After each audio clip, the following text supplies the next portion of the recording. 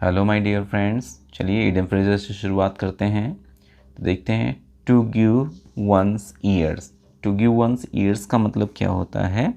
किसी भी चीज़ को ध्यान से सुनना, ठीक है, ध्यान लगाकर सुनना। तो इसलिए यहाँ पे क्या हो जाएगा? To listen to carefully. To speak daggers. Daggers का मतलब क्या होता है? एक तरीके से मतलब बहुत ही ख़राब बोलना। स्पीक डैगर्स मतलब किसी को गलत बोलना, ख़राब बोलना। तो to abuse someone, to abuse someone. Predict, predict का मतलब होता है भविष्यवाणी करना, किसी के बारे में पहले से ही पूर्वानुमान लगाना, कुछ बोलना। तो इसके लिए क्या हो जाएगा? फॉरटेल। डिटरमाइन, दृढ़ निश्चय करना। एनालाइज, किसी चीज़ को विश्लेषित करना। डिस्क्राइब मीन्स वर्णित करना। प्लेसिड, प्लेसिड के लिए हो जाएगा शांत। तो यहाँ पर एक ही वर्ड प्यारा सा मिल रहा है आपको शांत के लिए सिनोनिम में, काम। क्योंकि क्लियर का मतलब होता है स्पष्ट, डल का मतलब नीरस, उबाऊ, और इंजॉयबल में आनंददायक है, जिसका आनंद उठाया जा सके। फिर एंटोनिम में है प्रोहिबिट। प्रोहिबिट का मतलब निषिद्ध करना, किसी चीज़ को रोकना। तो यहाँ पर देखते हैं एक्सेप्ट एंटोनिम में है। एक्सेप्ट मीन्स स्वीकार करना, परमिट मीन्स अनुमति देना, एग्री मीन्स सहमत होना, ग्रांट मीन्स भी यह एक तरीके से हामी भरना। तो यहाँ पे सबसे बेहतर वर्ड आपके लिए रहेगा परमिट। हालांकि हैं तो चारों ही, बट परमिट यहाँ पे ठीक कहा जा सकता है। थोड़ा सा अनसॉल्व में थोड़ा सा कहीं कहीं पर इशू है। इम्ब्रेस, इम्ब्रेस का मतलब होता है किसी चीज़ को स्वीकृत करना, गले लगाना, आलिंगन करना। तो सस्पेक्ट मीन्स होता है संदेह करना, हार्म मीन्स नुकसान पहुंचाना, हर्ट मीन्स चोट पहुंचाना। तो यहाँ पर एक वर्ड मिल रहा है हमें रिजेक्ट, ठीक है। तो रिजेक्ट हो जाएगा इसमें। इस तरीके से फर्स्ट नंबर सेट कंप्लीट हुआ।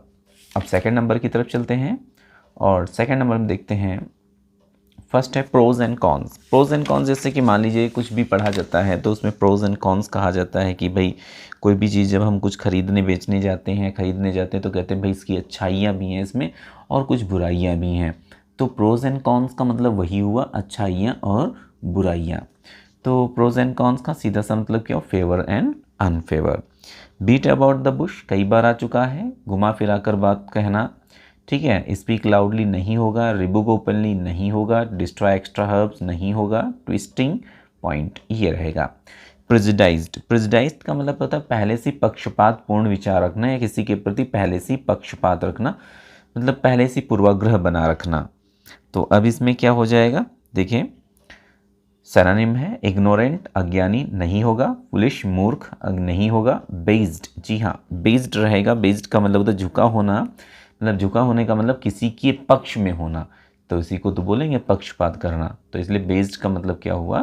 पक्षपात करना। कंफ्यूज, भ्रमित होना नहीं रहेगा। ट्राइवल, ट्राइवल का मतलब तुच्छ, मामूली, घटिया। तो सिनोनिम में क्या हो? रिवेरेंट, इसका मतलब होता है संबद्ध या संगत। स्टूपिड, मूर्ख। अनपॉपुलर, जो पॉपुलर ना हो, ठीक है। और इनसिग्निफिकेंट, इनसिग्निफिकेंट का मतलब होता है मामूली, तुच्छ। तो भाई ट्राइवल का सिनोनिम क्या मिला हमें? इनसिग्निफिकेंट मिला। फिर देखते हैं कंटेम्प्ट। कंटेम्प्ट मीन्स क्या होता है? सॉरी कंटेम्प्ट नहीं है, कॉम्पिटेंट है। कॉम्पिटेंट का मतलब क्या होता है? सक्षम होना, किसी चीज़ में समर्थ होना। अब यहाँ पर देखिएगा सक्षम समर्थ के लिए एंटोनिम में डालना एफिशिएंट, सुटेबल, इंटेलिजेंट, एक्सपीरियंस्ड। अब इफिशिएंट, सुटेबल, इंटेलिजेंट, एक्सपीरियंस। अब यहाँ पे चारों ही वर्ड में आपको वर्ड नहीं मिलने वाला जो कि इसका वास्तव में एंटोनिम हो सके। सुटेबल तो उपयुक्त हो ही जाएगा संबद्ध समर्थ में, इंटेलिजेंट समर्थ है, बुद्धिमान है, एक्सपीरियंस अनुभवी है, एफिशिएंट। तो इसके बाद देखते हैं साइकोपैंथ। साइकोपैंथ का मतलब, साइकोपैंथ का मतलब क्या होता है? चापलूस होना। तो चापलूस का अपोजिट क्या हो जाएगा? लीडर। भाई लीडर, फ्लैटर तो सिनोनिम मिला, ब्लेसिंग सप्लीमेंट नहीं रहेगा। तो यहाँ पे क्या हुआ? एक तरीके से लीडर रहा। सप्लीमेंट का मतलब एक होता है सहायक होना किसी चीज़ में। तो चापलूस का अपोजिट सीधा सा क्या हुआ? नेता होना, मतलब मुख्य होना, मुखिया होना, ठीक है। नेक्स्ट सेट की तरफ चलते हैं। नेक्स्ट सेट में है अक्लोज शेव, कई बार आ चुका है अक्लोज शेव। अक्लोज शेव का मतलब क्या होता है? बाल बाल बचना। तो बाल बाल बचने के लिए यहाँ पे क्या हो जाएगा? नैरो स्केप, ठीक है। अगला देखते हैं। अगला है आपका feather in your cap. Feather in your cap का मतलब क्या हुआ? कि किसी भी चीज़ पर या किसी अचीवमेंट पे एक तरीके से गर्वान्वित होना, गर्व करना।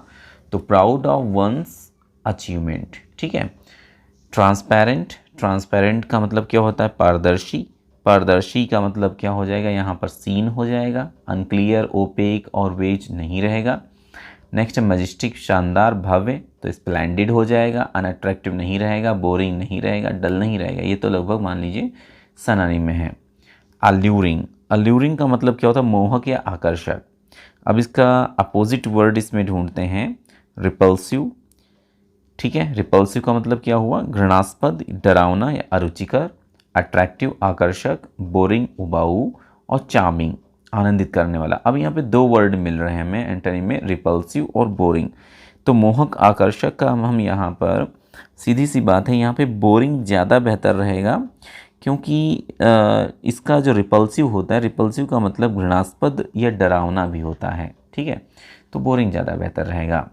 करेजियस, करेजियस मीन्स बहुत ही साहसी, वीर की कैटेगरी में आने वाला, तो यहाँ पे एंटोनिम में हो जाएगा कावर्ड, क्योंकि ब्रेव, वॉरियर और बोल्ड तीनों ही क्या हैं? सिनोनिम ही की कैटेगरी में आते हैं।